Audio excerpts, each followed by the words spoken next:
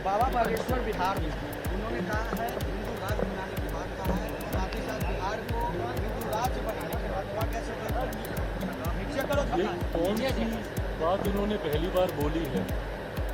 बाबा बागेश्वर ने हमेशा से अपनी इस इच्छा को जाहिर किया है कि वो भारत को एक हिंदू राष्ट्र बनता हुआ देखना चाहते हैं। जो लोग उनसे सहमत हैं वो उनके कार्यक्रमों में जाते हैं, उनमें आस्था रखते हैं, उनकी बातों को, उनके प्रवचन को सुनते हैं। और एक बहुत बड़ी देश की आबादी है जो उनकी बातों से सहमत होती है।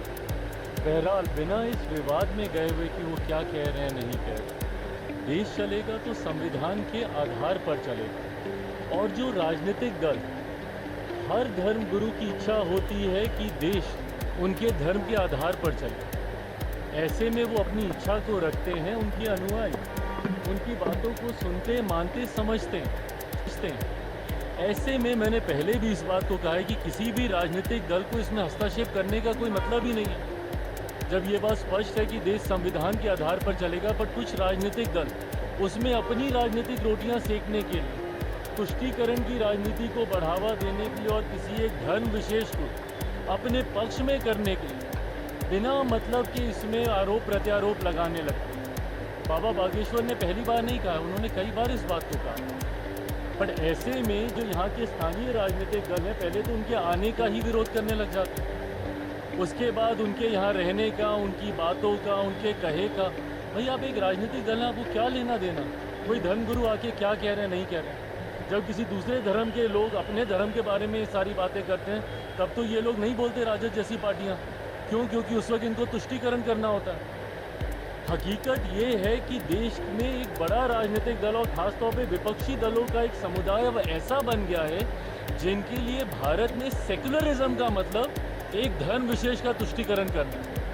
ये सोच ही पूरी तरीके से कर रहा है। राजनीतिक दलों को अपनी टिप्पणी सिर्फ राजनीतिक आधार पर ही रखनी चाहिए और सिर्फ सरकार की नीतियों के आधार पर करनी चाहिए। धर्मगुरुओं ने कई बार ऐसी बातें कही और कई धर्मगुरु ऐसी बातें करते रहे हैं। इस विवाद में किसी राजनीतिक दल को पढ़ने की ज़रूरत ही नहीं है। राजद के पास अगर इतना ही समय है तो फिर वो भी अपनी एक धर्मशाला अलग से खोल लें। फिर क्यों वो किसी एक राजनीतिक संगठन का हिस्सा बने हुए हैं? अगर उनको टिप्पणी करनी है, करें ना भैया, बिहार में हमारी सरकार को लेकर, करें देश में हमारी सरकार को लेकर। पर इस तरीके की बातें कर राज्य में सिर्फ धार्मिक असंतुलन बनाने का प्रयास जो राजद के द्वारा किया जाता है वो कतई उचित नहीं है। हम वही नहीं भाग रहे हैं, एक एक करके। भाजपा के विधायक समाज को लेकर बताया भी है कि फ्राइडे को होली पड़ रही है तो वो घर में ही रहे और घर में रहकर भी अपनी नमाज अदा करें। लेकिन तेजस्वी यादव ने कहा किसी की बात की बिहार देखिए ये भाषा जो बोल रहे हैं कि बिहार किसी के बाप का नहीं है। तकलीफ तो इसी बात की कि कुछ लोग और कुछ दल इस बात को समझते हैं कि शायद उन्हीं के ही घर का ये बिहार है। ये गलत है ये सारी बात। देखिए हर धर्म को और ख़ास तौर पर हिंदू त्यौहार का तो मतलब ही यही रहा है कि हर कोई मिलजुल कर इन त्योहारों को मनाता रहा है। हम लोगों ने दशकों तक गंगा जमुनी तहजीब का उदाहरण देने का हम लोगों ने काम किया। और होली जैसा त्यौहार तो खास तौर पे एक ऐसा त्यौहार है जहाँ पे तमाम गिले शिकवे भूलकर हर कोई एक साथ मिलकर त्यौहार मनाता है। ऐसे में जो भाजपा के विधायक भी कह रहे हैं उसके पीछे की सोच भी यही है कि हर कोई मिलजुल कर मनाए। किसी को तकलीफ है तो भाई अपना आगे पीछे सोचे, बट उसमें पुनः उसका इंटरप्रिटेशन गलत तरीके से निकाल कर जो राजद के लोग हैं वो जो धार्मिक असंतुलन फैलाने का प्रयास करते हैं, तुष्टीकरण का प्रयास करते हैं, ये गलत है। और ऐसे में कांग्रेस जो है वो पद यात्रा निकालने वाली है, पलायन रोको पद यात्रा। अच्छा बताइए, पलायन रोको पद यात्रा, पलायन शुरू किसके समय में हुआ था? पलायन की जननी कौन सा राजनीतिक दल रहा है?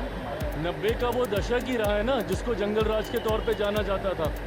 जब वो पलायन का जिक्र करते हैं, पलायन रोको की बात करते हैं, भाई हमारे मुख्यमंत्री ने तो कहा कि उनका सपना है और वो चाहते हैं कि बिहार से ना सिर्फ पलायन रुके बल्कि जो लोग पलायन कर कर गए हैं वो वापस अपने राज्य में आए। बिहार फर्स्ट, बिहारी फर्स्ट के माध्यम से मैं ये कहता हूँ कि एक दिन हम लोग को ऐसे विकसित बिहार का निर्माण करना है और करना ही होगा, और ये होगा ही जब ना सिर्फ बिहार से पलायन रुकेगा बल्कि जो लोग पलायन कर कर गए हैं वो अपने राज्य में वापस आएंगे। पर ये टिप्पणी कांग्रेस किसके प्रति कर रही है? राजद के प्रति ही कर रही है ना, जिनके समय में सबसे ज़्यादा पलायन हुआ था। आज मैं भी देश के कोने कोने में जाता हूँ, वहाँ पर जब बिहारी मिलते हैं वो मजबूर हुए हैं बिहार को छोड़कर दूसरे राज्यों में जाने के लिए। जब मैं विदेश की यात्रा पे भी जाता हूँ, वहाँ पे भी खास तौर पर बिहारी डायस्पोरा से इंटरेक्ट करता हूँ, उनसे मुलाकात करता हूँ, और उनका वो दुख मुझे उनकी बातों में दिखाई देता है कि किन परिस्थितियों में उनको अपना प्रदेश छोड़कर दूसरे देशों में जाना पड़ा, और आज पीढ़ियाँ वहीं पे बस के रह गई हैं, अपने ही राज्य में प्रवासी कहलाते। तो जब कांग्रेस ये बात कहती है तो सीधा निशाना कहीं ना कहीं ये राजद पर ही है। और इस बात को मैं कई बार कह चुका हूँ, पुनः दोहराता हूँ कि ये महागठबंधन का जो स्वरूप चुनाव से पहले अभी दिख रहा है, संभवतः ये स्वरूप चुनाव में हम लोग को देखने को नहीं मिलेगा। जिस तरीके से महागठबंधन के विभिन्न घटक दलों के बीच में ही एक वर्चस्व की लड़ाई शुरू हो गई है, चुनाव आते आते तक आप देखिएगा कि इस वर्चस्व की लड़ाई का परिणाम होगा कि राजद कांग्रेस, और एक बार पहले भी ये हो चुका है, पहले भी राजद कांग्रेस अलग होकर चुनाव लड़ चुकी है, वर्चस्व की लड़ाई में इस बार भी देखने को मिलेगा। और जिस तरीके से कांग्रेस के तेवर हैं और जिस तरीके से केंद्रीय नेतृत्व से लेके बिहार का जो उनका संगठन है, जिसको इस बात की समझ अब आ चुकी है कि उनके पास खोने के लिए ज़्यादा कुछ नहीं है। जितनी सीटें उन्होंने जीती है, संभवतः अकेले लड़के इससे ज़्यादा सीटें वो जीत सकते हैं। तो ऐसे में कांग्रेस और राजद एक साथ मिलकर चुनाव लड़ेंगे। मुझे ऐसा नहीं लगता चुनाव आते आते तक महागठबंधन पूरी तरीके से खंडित हो जाएगा। औरंगजेब मामले को लेकर मोदी आज मॉरिशस के दौरे पर है, बिहारी स्टाइल में तमाम हुआ है, ऐसा बिहारी आप कैसे देखते हैं? खुशी होती है जब दूसरे देशों में बिहारी स्वरूप में हमारे देश के मेरे प्रधानमंत्री आदरणीय नरेंद्र मोदी जी का जब स्वागत होता है। मॉरिशस एक ऐसा देश है जहाँ पे बड़ी आबादी बिहारियों की है, और ऐसे में जब हम लोगों की परंपरा से उनका स्वागत वहाँ पे किया जाता है, प्रधानमंत्री जी वहाँ के एक राष्ट्रीय कार्यक्रम में बतौर मुख्य अतिथि के तौर पर वहाँ पर सम्मिलित होने गए हैं, और मैं मानता हूँ कि हम सब के लिए, देशवासियों के लिए और ख़ास तौर पर बिहारियों के लिए ये गर्व का क्षण है। औरंगजेब मामले को लेकर क्या कहेंगे? कई विधायक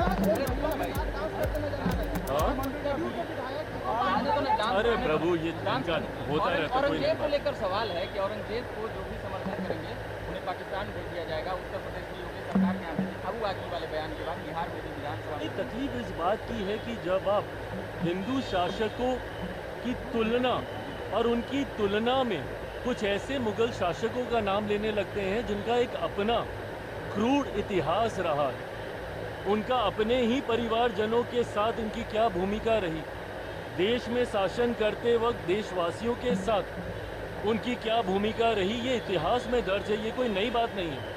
पर ऐसे में हिंदू शासकों के सामने तुलना करते हुए जब आप उनको ऊंचा दिखाने की सोच रखते हैं तो ये तुलना ही गलत है।